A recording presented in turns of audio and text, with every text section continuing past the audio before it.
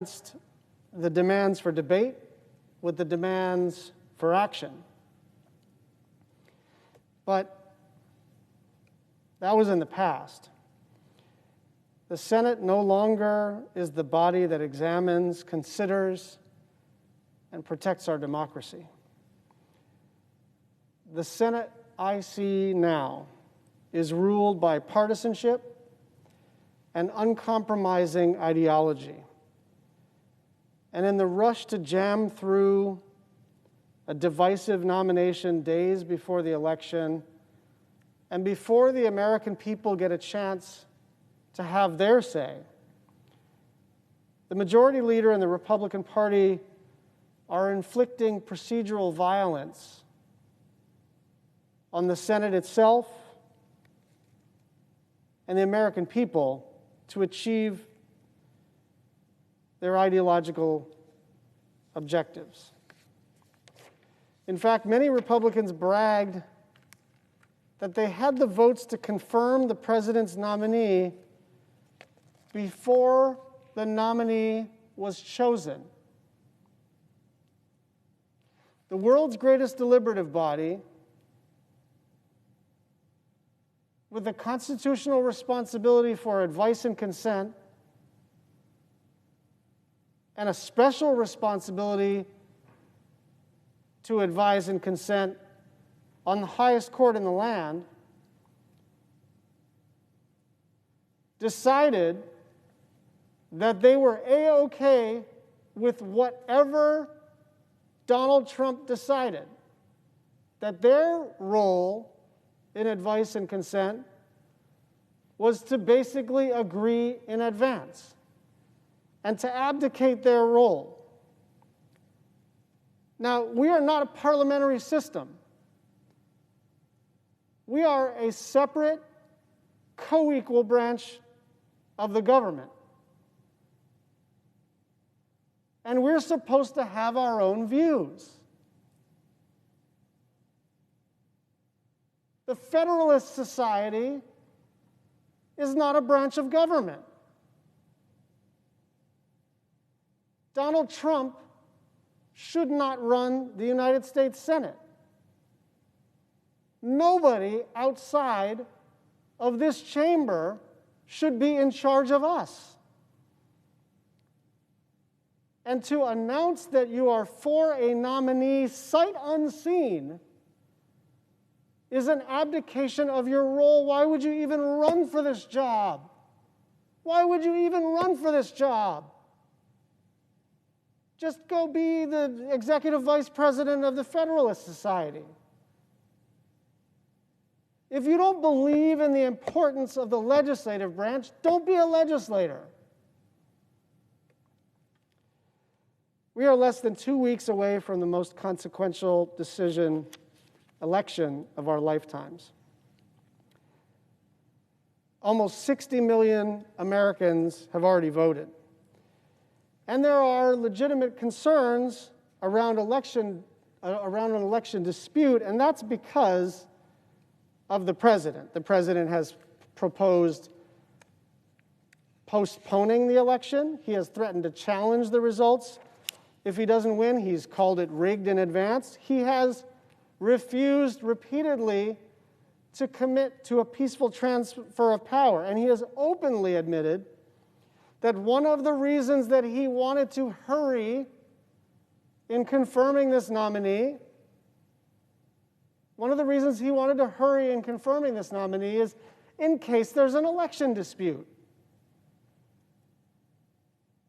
to referee which votes get counted.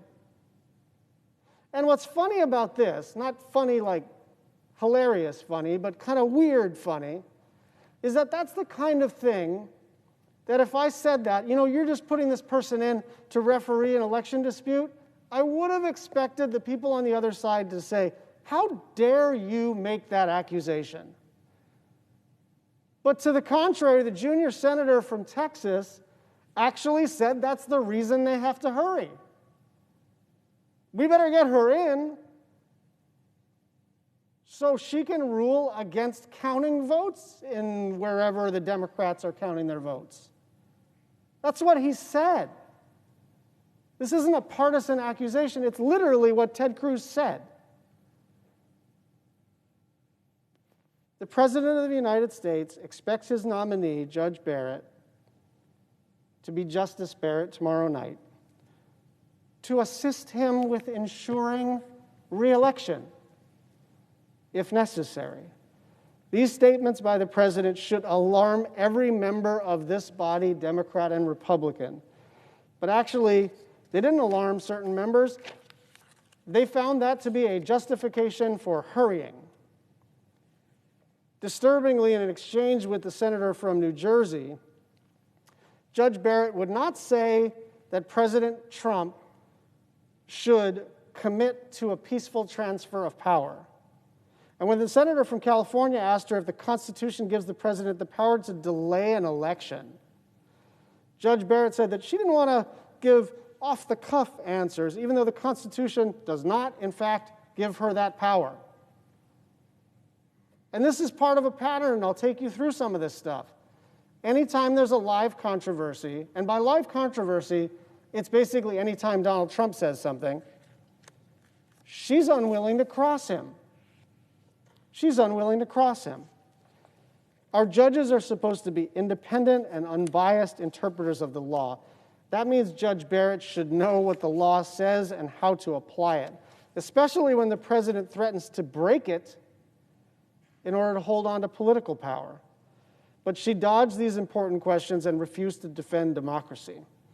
I have real doubts about her ability to serve our nation impartially, especially in the case of an election dispute.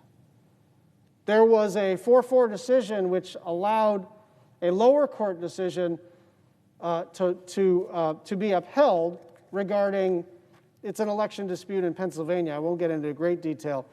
The litigants now, because it was 4-4, are going right back to the Supreme Court, figuring that Amy Coney Barrett will rule for them in the middle of this election. This isn't some theoretical, like wild-eyed, like internet-driven paranoia. This is happening. They went back to the Supreme Court to say, how about now? And I would be a little surprised if they don't rule 5-4 on behalf of Republicans who want to restrict the vote.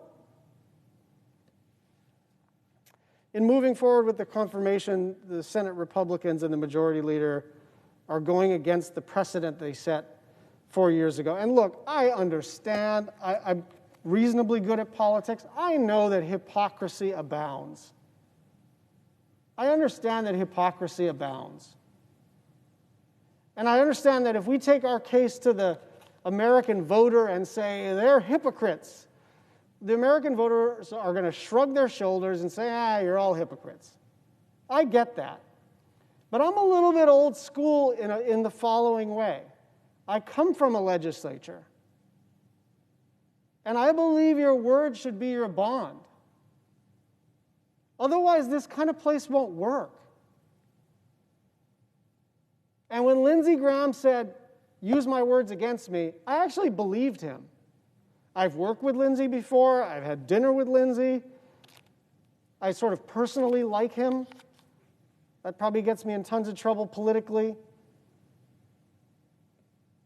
But I just guess I thought that if I'm coming from the Hawaii legislature where your word is your bond, and that's the most foundational rule of politics. I remember when I was first elected in 1998. The National Conference of State Legislatures, this training body for legislators, used to issue cassette tapes about how to be an effective legislator. And I remember this. The first tape, stick it in my Nissan truck, and I listen to it every day. Roz Baker, your word is your bond. That's the most important coin of the realm. And here we are, and I get that, look, most of the people in this body are pretty smart, and so they're going to use their ample brains to justify their new position. But let's be clear. This is the most rank hypocrisy I've ever seen in anything politically, and it's one of the most important things that I've ever seen. And so it's not a trivial thing that you held up Merrick Garland. Now, do I go around saying that on the cable shows and whatever? No, because I know outside of this body, nobody cares. Inside of this body, we're supposed to care about stuff like that.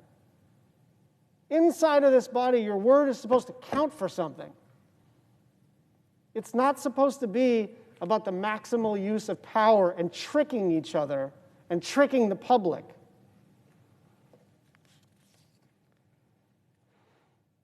Here's what Mitch McConnell said about Merrick Garland. The American people should have a voice in the selection of the next Supreme Court justice. Therefore, this vacancy should not be filled. The senator from South Carolina said, I want you to use my words against me if there's a Republican president in 2016 and a vacancy occurs in the last year of the first term. You can say, Lindsey Graham said, let's let the next president, whoever it might be, make that nomination, and you can use my words against me, and you'd be absolutely right. Senator from Texas said, the American people deserve to have a voice in the selection of the next Supreme Court justice. And it's not just my Republican colleagues who have reversed their position, it's Judge Barrett herself, who actually warned against making changes on the court in an election year. She said, quote, we're talking about Justice Scalia, the staunchest conservative on the court, and we're talking about him being replaced by someone who would dramatically flip the balance of power. It's not a lateral move. Now, you know what else isn't a lateral move? Ruth Bader Ginsburg for Amy Coney Barrett. Our democratic institutions depend on the trust of the American people, and we cannot find that bond of trust if we don't have it amongst ourselves. It's worth mentioning here that Senate Republicans are also choosing to confirm Judge Barrett instead of addressing the pandemic.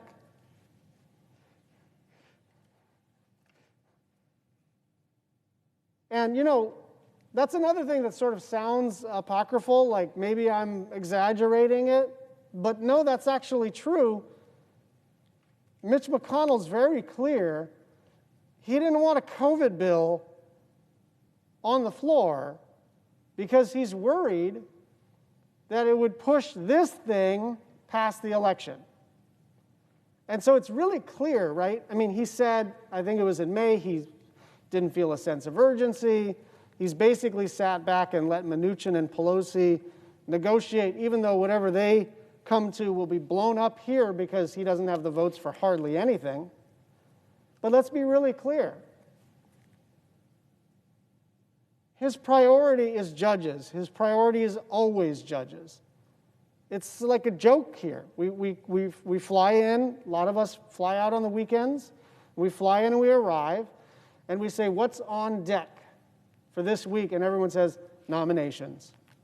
We got a circuit judge, we got a district judge, we got another district judge. How many is it? Oh, it's 5 judges this week. No legislating going on. But that's sort of that's become the way this place operates. We're not the world's greatest deliberative body. We're just like a little factory that approves federal judges. And that's how Mitch McConnell wants it. But it's especially egregious when so many people need so much help. This is a world historic event. You got 220,000 people dead. You got about 1,000 people dying a day. You got businesses closing forever. You got economic extinction all over the country. Red states, blue states, rural areas, urban areas, suburban areas. And the highest priority for Mitch McConnell is stacking the courts.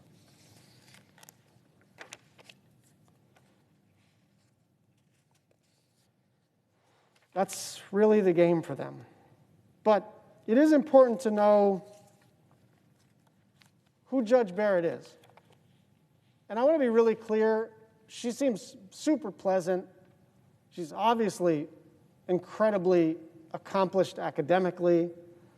And so none of this is personal for me. okay? But she was groomed by this organization called the Federalist Society. And we need to understand who they are and what they do. They basically saw that they had an opportunity to start to identify and groom and place young ideologues. Now, those are the two key words, right? You got to be young and you got to be pretty ideological, and then you're in the Federalist Society, and then you can get a district court judge. Maybe you're going to be a prosecutor first, or maybe you're going to be a district court judge, or maybe you're going to run for office. But the whole deal is this is their farm team. And the Federalist Society has very specific views.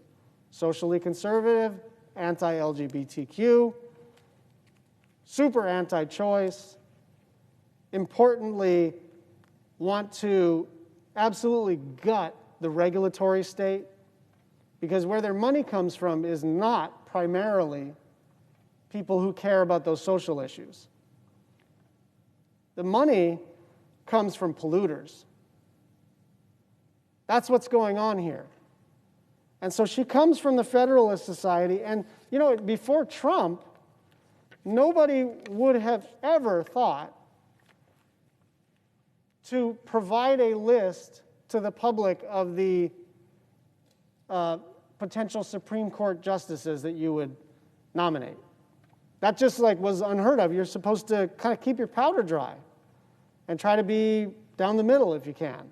Obviously, a Democratic president leans left and a Republican president leans right, but that's why you got kind of a mix of ideologies, even though some of these people who, after 20 years on the bench, you can't even remember whether they were appointed by a Democrat or a Republican. But what has happened in the last 10 years or so is you can definitely tell who's been appointed by a Democrat, and you can definitely tell who's been appointed by a Republican.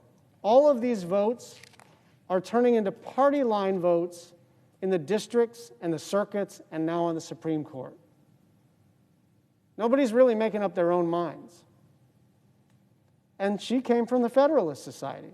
And look, Federalist Society doesn't appear to be doing anything illegal. They're just working the system. But it is worth asking whether this is the way we want to have our Supreme Court justices selected, so that you've got a whole political party who pre-approves anybody on a list without even knowing who's in it, but also without even knowing, without even having a hearing. So we do know how she's going to rule, unfortunately. And the reason the Federalist Society pushed so hard for Judge Barrett is that she's an originalist.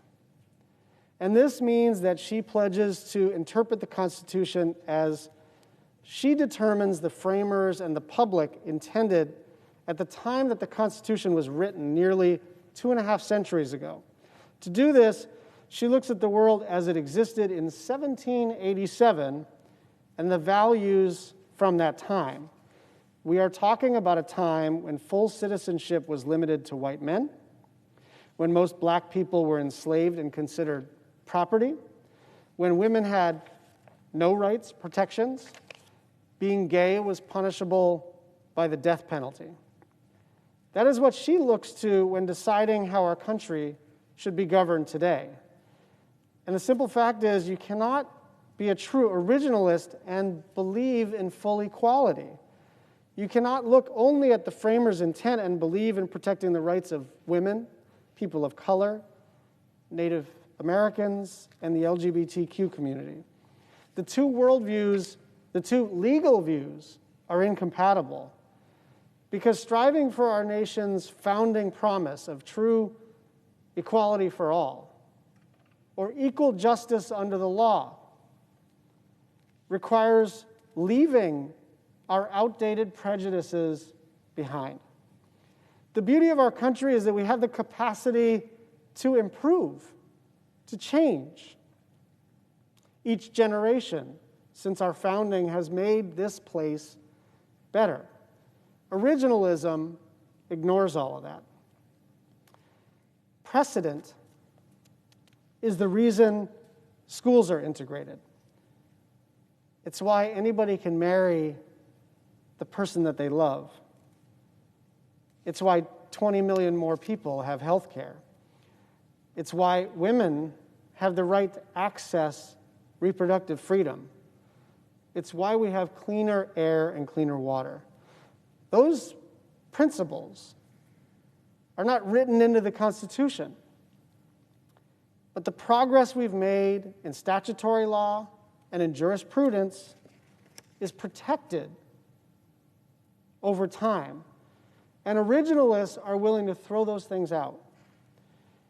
And that's why originalism is so dangerous in a courtroom, especially the Supreme Court in 2020. We should be very wary of those who wish to take us back to a place where only some were free. As we struggle to perfect our union, her nomination cements a conservative majority and puts a lot of our hard-fought progress in jeopardy. The court will hear cases that test our values and test our commitment to equality. Subscribing to originalism is just another way to say that Judge Barrett will prioritize a handful of elite and wealthy Americans. And just like other jurists handpicked by the Federalist Society, it's all but guaranteed that she will decide in favor of corporate power and the wealthy most of the time. What we need is a justice who is committed to protecting and upholding the rights of every American, regardless of race, religion, gender, national origin, or sexual orientation. While Judge Barrett has been evasive in the hearings, her record is not unclear. I'd like to walk through her record on civil rights, LGBTQ rights, reproductive rights, and climate. Let's start with civil and voting rights. Being named a Supreme Court justice is an honor. A justice should be a defender of human rights and civil rights, and a justice must have an unbreakable commitment to fight for what's right and to lead the pursuit in making America more free. Judge Barrett has written that the entire 14th Amendment is, quote, possibly illegitimate. Yes, you heard that correctly. Judge Barrett questions the legitimacy of the very amendment that is the cornerstone of civil rights and equal protections in this country. The 14th Amendment was proposed during Reconstruction following the Civil War, when the Union was deciding how to readmit Confederate states and restore their representation to Congress. And one of the conditions for allowing them to reenter was passing and ratifying the 14th Amendment. So the theory that she uses to challenge its validity is that the South was strong-armed into supporting it, so the amendment never truly earned the support of the American people. That's crazy. There is nothing in the law to justify this position, and there never has been. The Southern Poverty Law Center calls this a white supremacist myth perpetrated by Confederate sympathizers, the KKK, and other extreme right-wing groups. It is unfathomable to think that anybody in the year 2020 would be opposed to the simple concept that every American should be treated equally under the law. And it really should disqualify Judge Barrett from a Supreme Court seat. At the same time, she's repeatedly overlooked discrimination in the workplace, concluding that separate can be equal. I mean, this is basic civics, right? Like, I got two teenagers. Like, this is the stuff we learn as bedrock, foundational American history and civics. And she's saying separate can be equal. And I read this opinion. She said that using a racial slur in the workplace does not necessarily create a hostile work environment for the object of that slur. Try to fathom a situation where someone is calling someone a racial epithet, but that's not hostility in the workplace. Like, her brain is big, I don't doubt it. But it is a pretty extraordinary stretch of a pretty extraordinary brain to try to assert that saying something racist to someone in the workplace is not a hostile act. It's definitely a hostile act. And maybe I just lack the educational attainment to understand how you get so smart that you lose all of your common sense and all of your decency and all of your humanity. And you forget what you learned in 6th grade and 9th grade and 12th grade.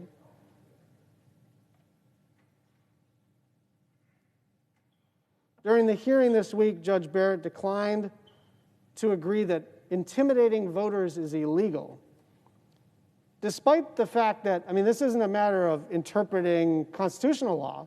This is federal statute. She also refused to say whether she believes that voter discrimination still exists. She refused to say whether voter discrimination still exists. It's like worse than I thought, right? Look, I'm a Democrat. I didn't want anybody who didn't share Ruth Bader Ginsburg's views to replace her. But I'm alarmed.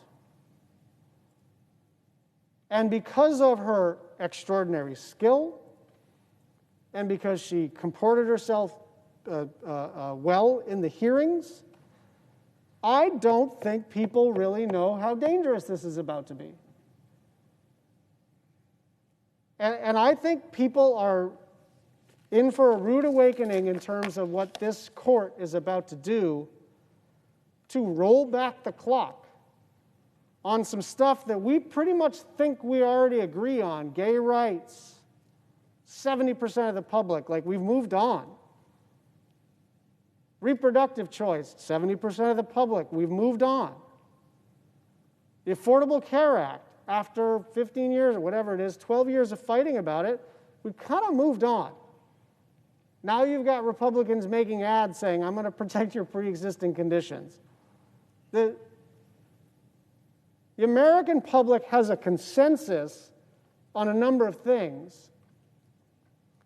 And I think all of these people are prepared to undo that consensus. And here's what's so alarming.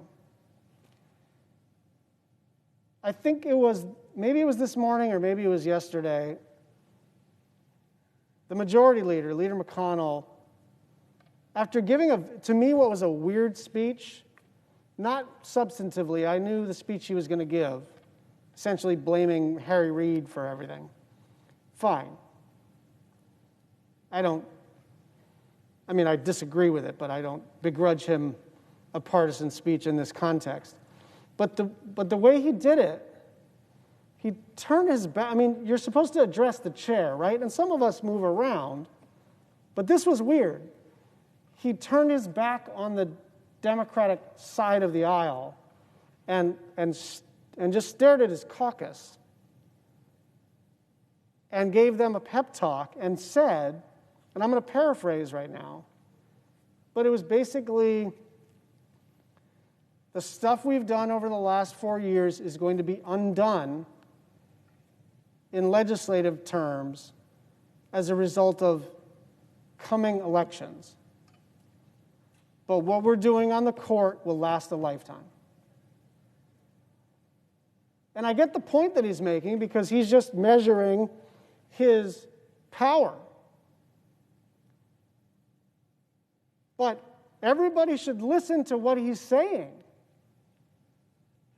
He is promising that it doesn't matter what we do over here because they're going to undo it over there.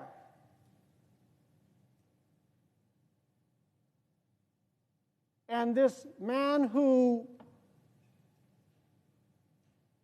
presents himself as an institutionalist is deciding that the United States Senate's role is to just stack the judiciary and stop legislating. And that's alarming. And so I want to make one sort of final point. I really worry about the Senate itself. I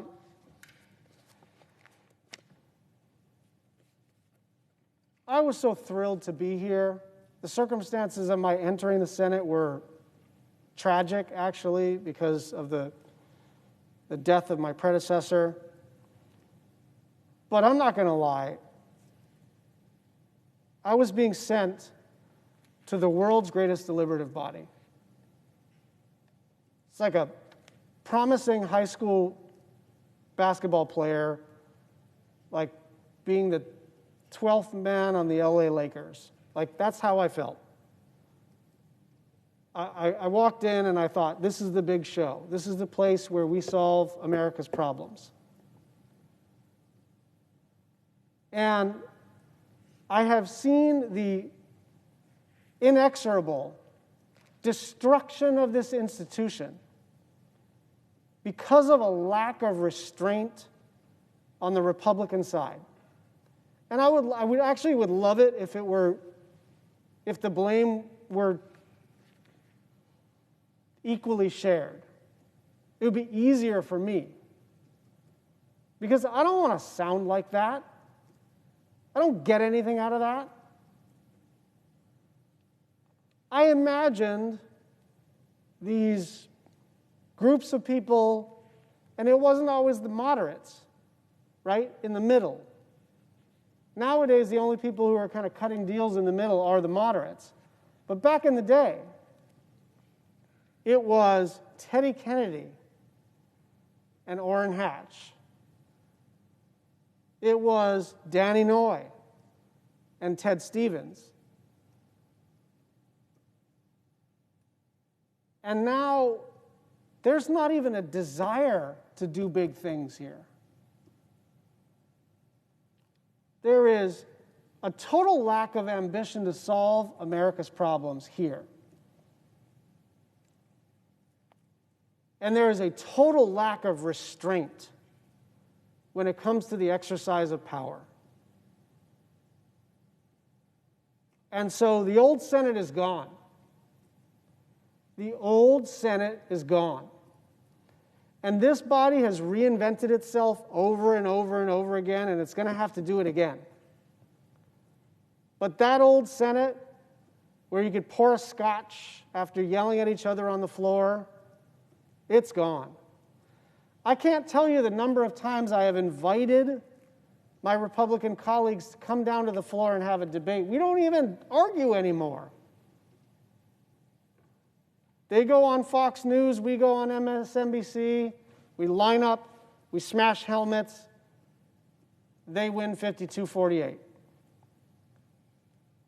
And so, what is happening in this time period, which is to say in the next 24 hours, is sort of the culmination of Leader McConnell's philosophy about what this place should do, which is, we do judges, we don't do big things, we don't even try to do big things, and we never fail to maximally use our power. And that's a different model for our legislature. Frankly, it's how a lot of legislatures work. It's just not the way this place used to work. But if that's the model, then Democrats are going to have to wrap their mind around what has happened. Because we can't be the only ones showing any restraint. Right? Because that's just a recipe for getting rolled and rolled and rolled. And that's a recipe for entrenching minority rule. And I understand the structure of the Senate is what it is. It's enshrined in the Constitution. And far be it from me to argue that small states shouldn't get 2 senators. Small states should get 2 senators. Whether you have 1.5 million people or 50 million people in your state, you should get 2 senators. I'm for that. But the way this is starting to work is that elected representatives who collectively have gathered 10 million, maybe 12 million, maybe by the year 2030, 30 million fewer votes than the minority party, are going to stack the judiciary and entrench minority rule.